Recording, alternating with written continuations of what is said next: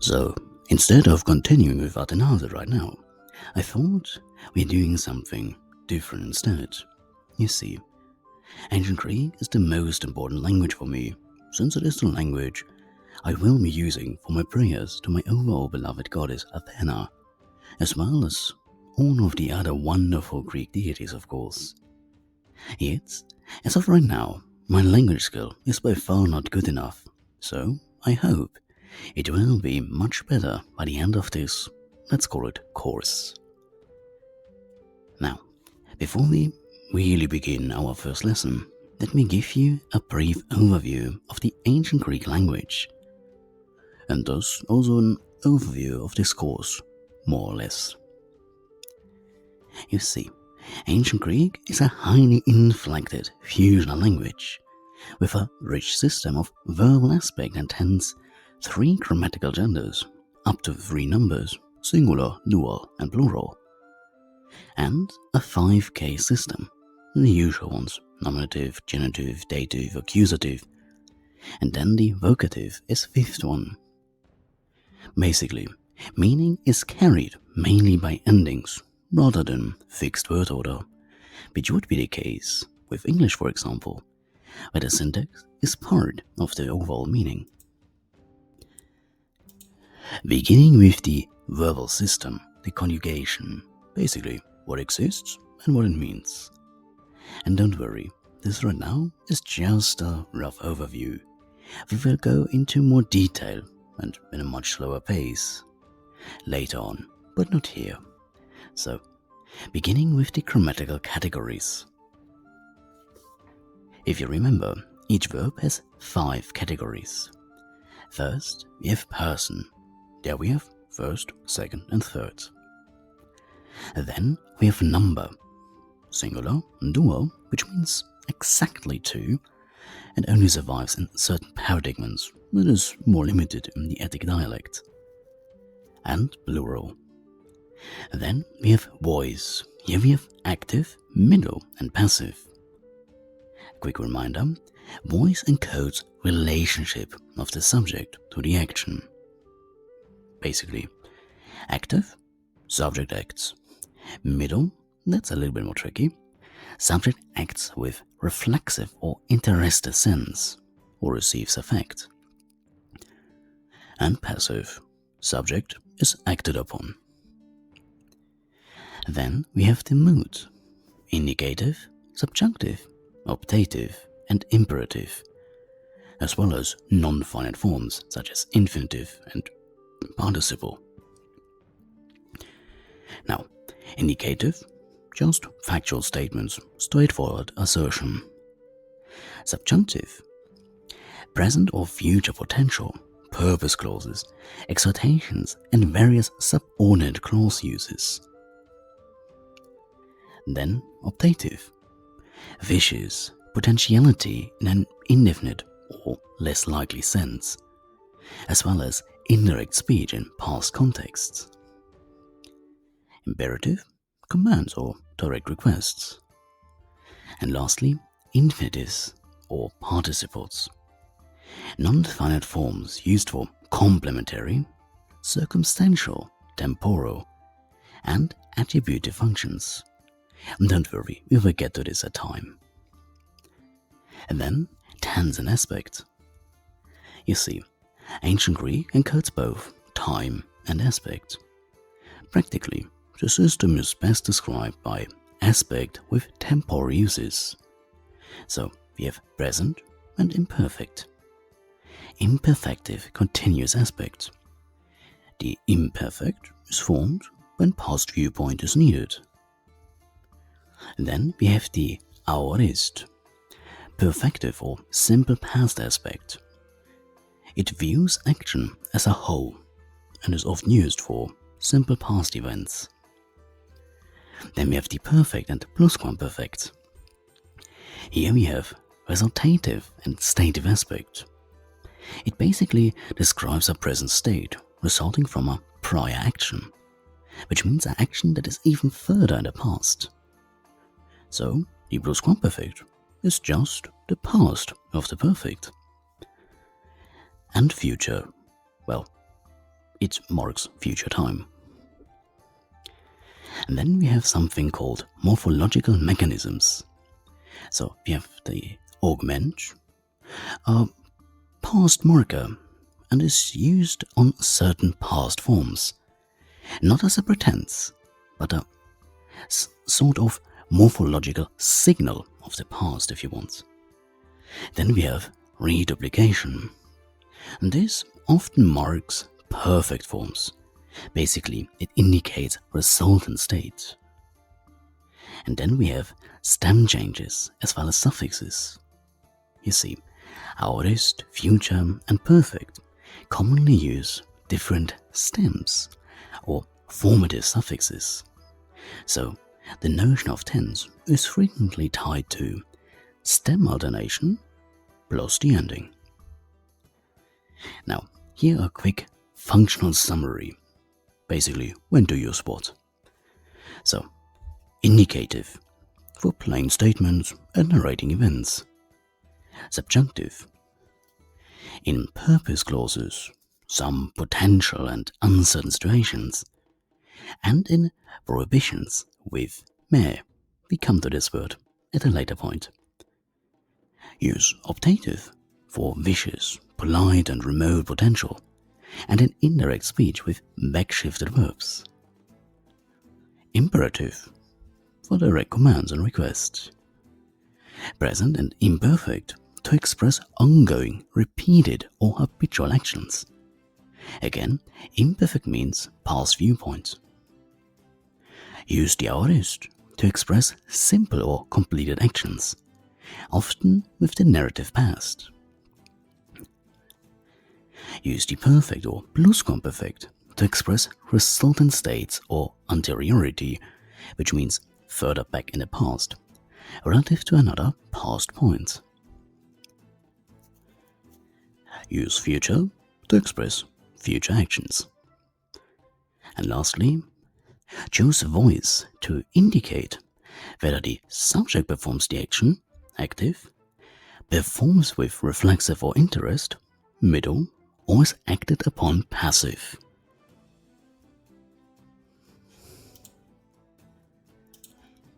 Now, the nominal system or declension. Cases, genders, number, and functions. So, beginning with the genders, we have 3. Masculine, feminine, and neuter. Most adjectives and articles agree with the noun in gender. Unfortunately, gender assignment is lexical, thus it must be learned per noun, and though endings give cues. Then we have numbers, singular, dual, and plural. Again, dual marks exactly 2 participants. It is limited, but present in classical paradigms, and more visible in poetry, as well as older stages. Then the cases. So, only a rough overview. We have the nominative, who or what. It is the subject. Also predicate, nominative, after to be, and adjective used as predicates. So the basic function, it marks the subject or the predicative, noun and adjective. Then we have genitive, basically of whom or of what, possession and many relational functions. The uses, possession and relationship, partitive, for example, one of, many. Objective genitive, verbal noun relations, source, measure and quality, and in many idiomatic constructions. Then we have dative, to whom or for whom, as well as by what or with what. It is the indirect object, as well as instruments, recipients, and beneficiaries. Now the uses, indirect object, recipient, means and instrument, location in some idiomatic uses, advantage and disadvantage, possession with certain verbs, and certain adverbial senses such as time and manner. And then accusative, whom, or what. This is the direct object, also an extent of space and time, and objects of many prepositions. Now the uses. Again, direct object, but also motion towards, with some prepositions of course. Extent and duration, for example, accusative of extent, and again many prepositional constructions. Vocative, that's an easy one, with address form, used for direct address. So, direct address forms often identical to a nominative, with just a few exceptions. Now, here are a little bit of contrasts. Beginning with nominative versus accusative.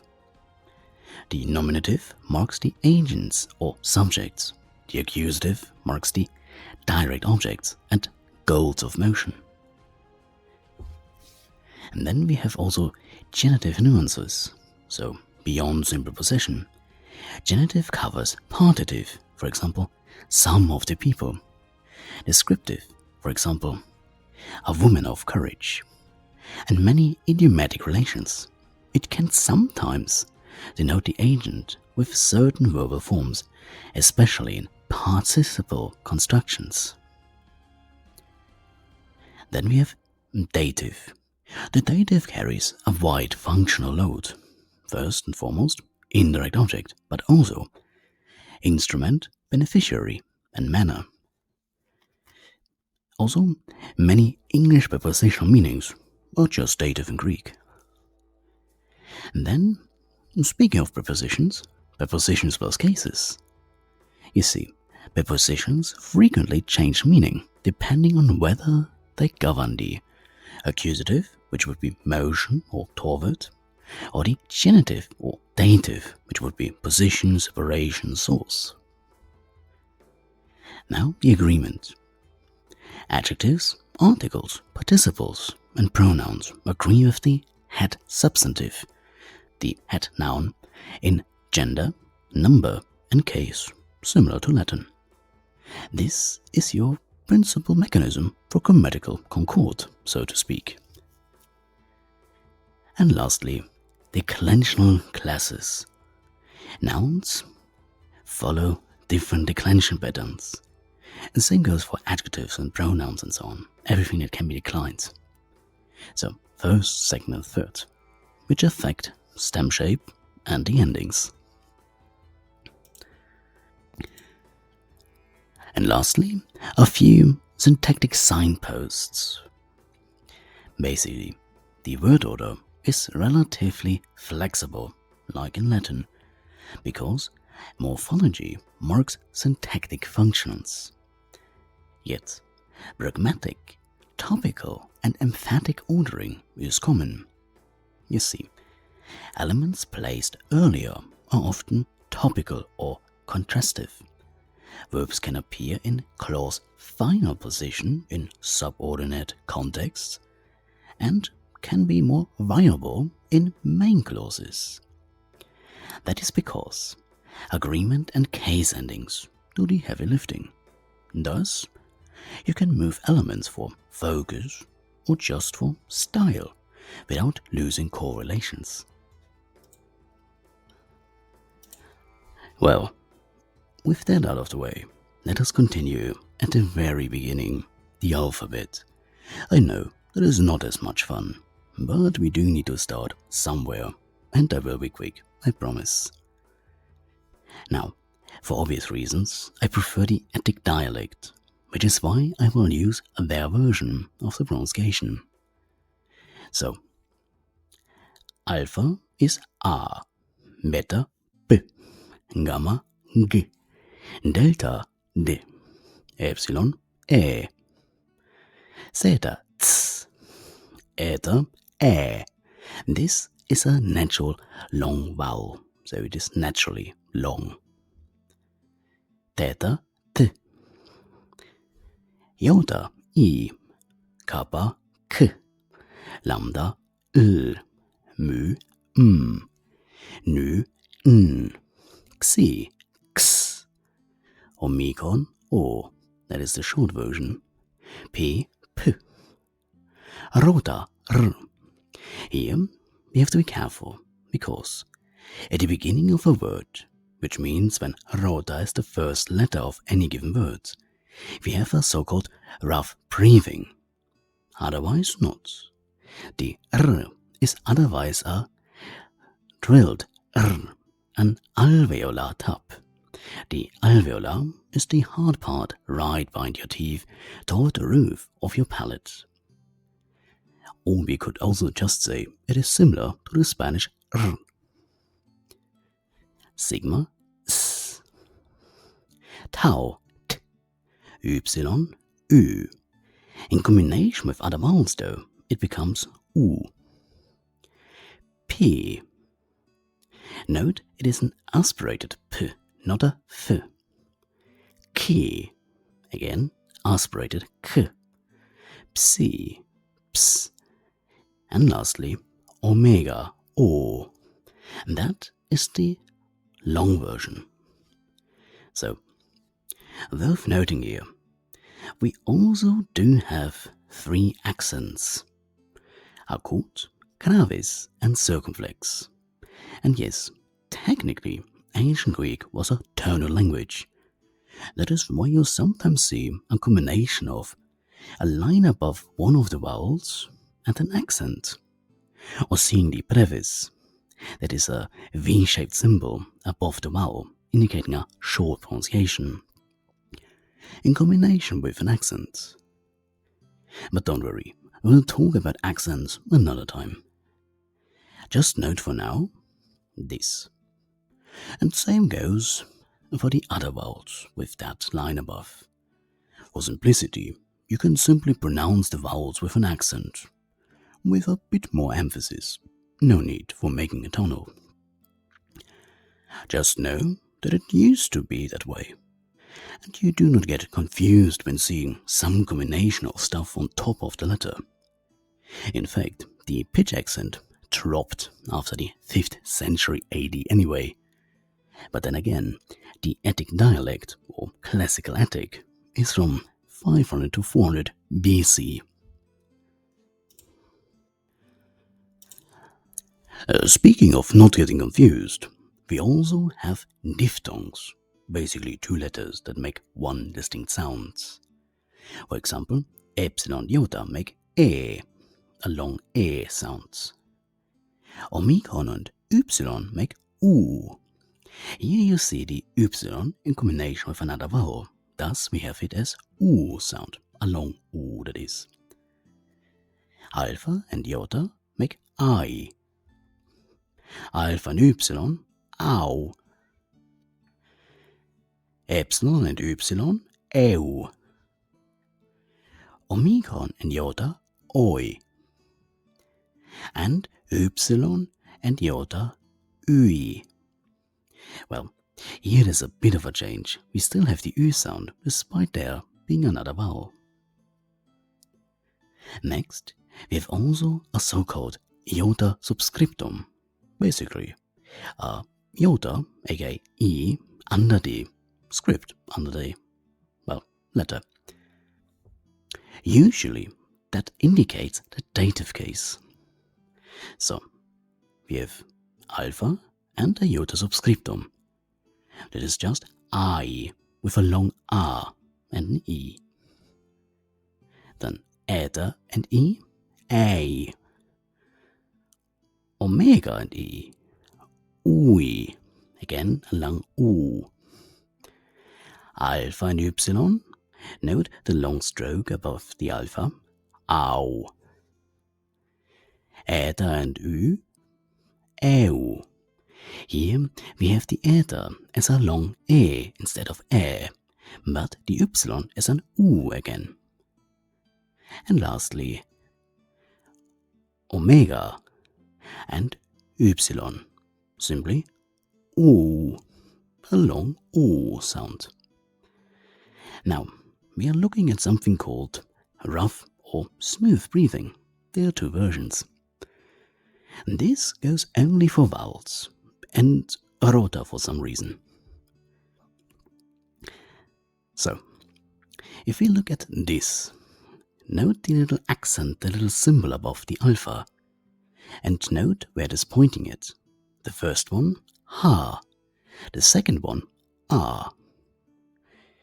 It is also a reason why you do need to zoom in text sometimes, just to identify in which direction the symbol shows. It can be a bit annoying sometimes. And lastly, something a bit weird. When you have two gammas in a row, it becomes ng. Similar with a nu and a kappa, or a gamma and a kappa. They both become ng. And also, if you ever want to or have to write in ancient Greek via a keyboard, use this website. I'm using this website a lot, and not only for ancient Greek. Well, there we go. That's already it. So, in this course, I will teach you the wonderful ancient Greek language, the Attic dialect to be more precise, in a slightly different style. Let's see how this will work. Each week, on Monday, there will be a short video, not longer than 10 minutes. This one just got a bit longer due to laying the ground. Meanwhile, there will be additional resources on Patreon, premium stuff that is, which will be very helpful and boost your learning experience and save you a lot of time. But, of course, they are not required by any means to acquire this wonderful language. Yet, they will be very helpful. I will be working on those whenever I find time for it. That's it already for the first lesson.